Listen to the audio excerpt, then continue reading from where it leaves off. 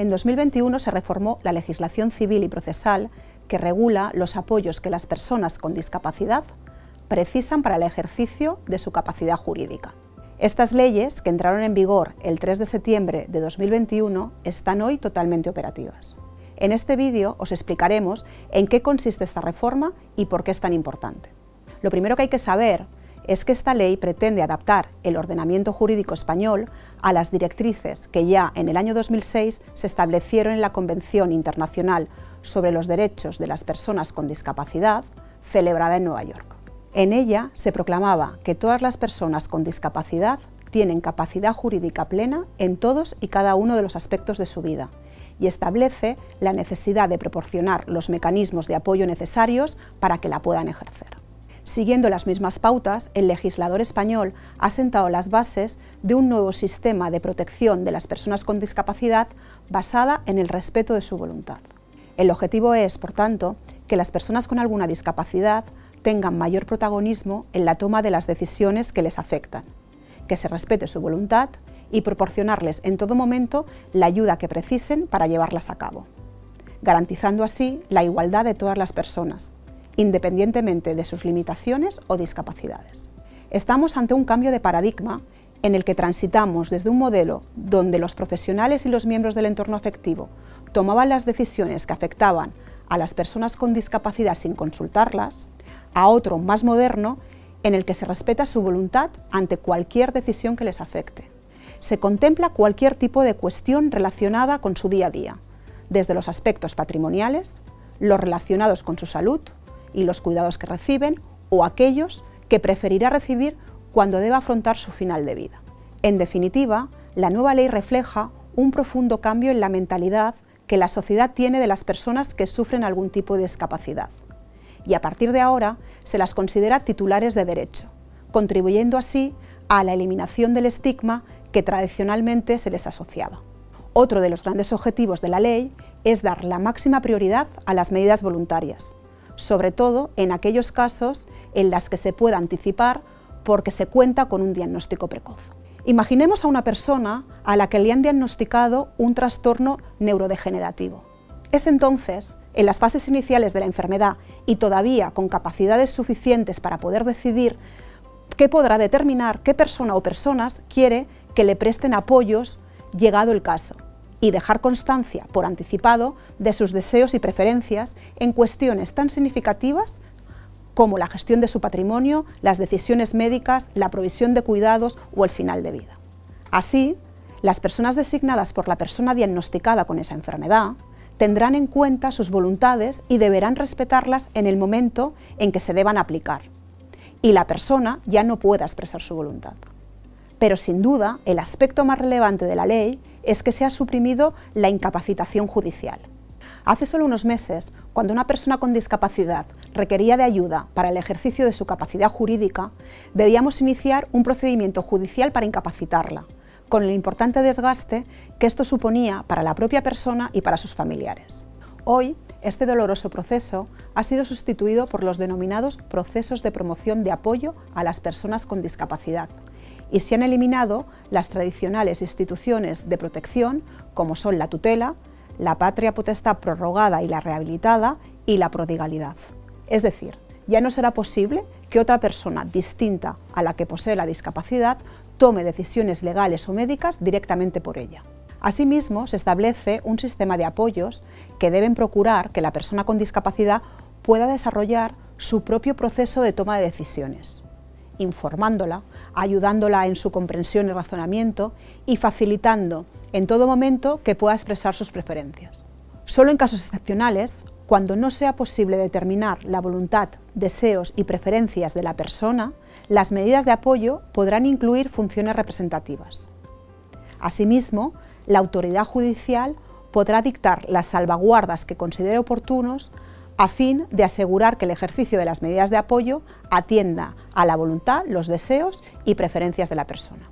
La ley establece dos tipos de medidas de apoyo: las de naturaleza voluntaria, es decir, las establecidas por la propia persona con discapacidad, y las establecidas a través de la autoridad judicial, como son la curatela, la guarda de hecho y el defensor judicial.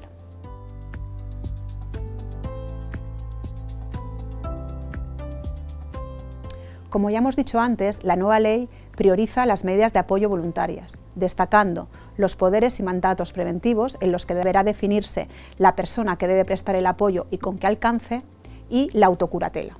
La autocuratela es una figura voluntaria introducida en la nueva ley a través de la cual se nos permite que seamos nosotros mismos quienes designemos preventivamente a nuestro curador, que ejercerá sus funciones en caso de quedarnos en situación de discapacidad declarada judicialmente. La ley entiende que el curador es aquella persona que actúa como complemento de las capacidades de una persona con discapacidad en los diferentes actos jurídicos que le competan, incluidos los patrimoniales. Su actuación se limita a aquellas acciones previamente determinadas. Por lo tanto, cualquiera de nosotros, en previsión de que ocurra alguna situación que pueda dificultar nuestra toma de decisiones, podemos acordar una medida de apoyo que consiste en el nombramiento de una o varias personas que serán las encargadas de tomar esas decisiones por nosotros. El nombramiento debe ser realizado mediante escritura pública en el notario y en ella se designará o excluirán a la persona o personas que queremos que ejerzan las funciones de curador. Además, detallaremos las funciones y atribuciones que queremos que realice. El notario comunicará la escritura de autocuratela al registro civil. Si en el momento en que estableces la autocuratela todavía no tienes claro quién quieres que sea tu curador, la ley te permite delegar en tu cónyuge u otra persona la elección del curador, entre los que hayas propuesto en escritura pública. En cualquier momento se puede modificar esta decisión o ajustar parcialmente las responsabilidades. Por ejemplo, determinar los aspectos concretos sobre los que puede decidir una persona. Por otra parte, las antiguas instituciones de protección han sido sustituidos por la curatela, de aplicación en todo el territorio nacional, excepto en Cataluña, donde ha sido sustituido por la asistencia, y con funciones muy similares, y la guarda de hecho y el defensor judicial, de aplicación en todo el territorio nacional. Todas las medidas de apoyo, una vez adoptadas, se revisarán periódicamente en un máximo de 3 años, en caso excepcional cada 6 y siempre que se produzca algún cambio en la situación de la persona.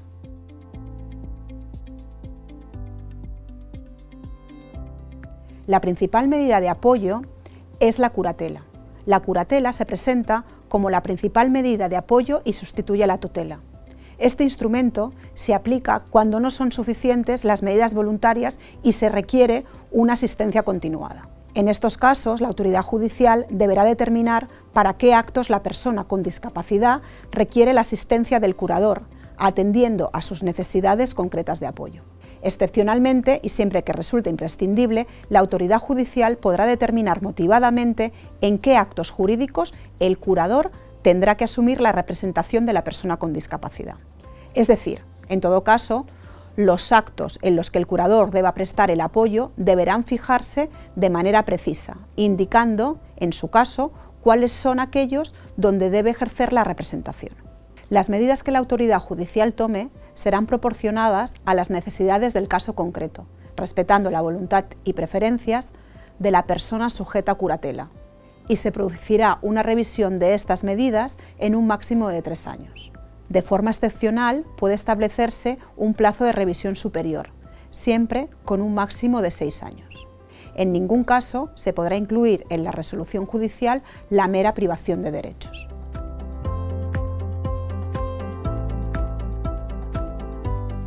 En Cataluña, la figura de apoyo por excelencia e introducida también en 2021 es la asistencia.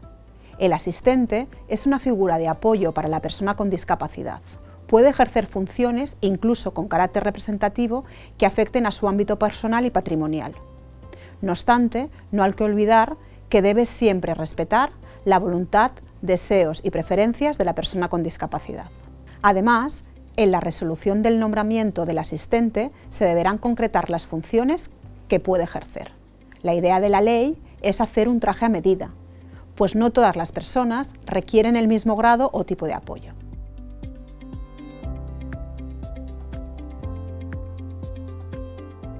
Otra de las figuras a tener en cuenta y de aplicación en todo el territorio nacional es la guarda de hecho. La guarda de hecho es una medida informal de apoyo que se da cuando no existen medidas voluntarias o judiciales que se estén aplicando eficazmente. Por tanto, todos los que sin nombramiento judicial cuidamos de una persona con discapacidad somos en la práctica guardadores de hecho. Como podéis ver, estamos frente a una situación muy habitual en la práctica, ya que no todas las personas necesitadas de apoyo están asistidas o representadas por un curador, pero que en muchas ocasiones cuentan con el apoyo de sus familiares o el auxilio de un centro asistencial o de algún otro allegado. A diferencia de la curatela o del defensor judicial, la guarda de hecho no precisa resolución judicial que la acredite. Con la reforma se ha reforzado esta figura de manera que el guardador pueda realizar actos jurídicos sobre bienes que tengan escasa relevancia económica y se ha introducido una opción que permita que el guardador de hecho, con la oportuna autoridad judicial, pueda llevar a cabo actuaciones puntuales en representación de la persona con discapacidad.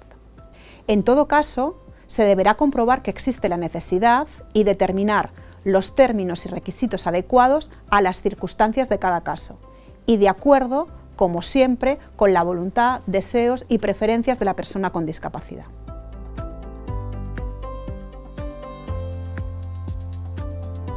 Finalmente, queremos destacar la figura del defensor judicial, que es la persona responsable de asistir a la persona con discapacidad en el ejercicio de su capacidad jurídica en los ámbitos en los que sea preciso, respetando su voluntad, deseos y preferencias. La autoridad judicial nombrará a un defensor judicial cuando la persona con discapacidad precise de apoyo de forma ocasional, aunque éste sea recurrente. Se nombrará como defensor judicial a la persona más idónea, capaz de respetar, comprender e interpretar la voluntad, deseos y preferencias de la persona con discapacidad, que previamente habrá expresado sus deseos. Por último, debéis saber que a nivel procesal lo más relevante es que se opta por la jurisdicción voluntaria de manera preferente. Es decir, ningún expediente de provisión de apoyos se puede iniciar directamente en la jurisdicción contenciosa, porque primero se debe iniciar un expediente de jurisdicción voluntaria.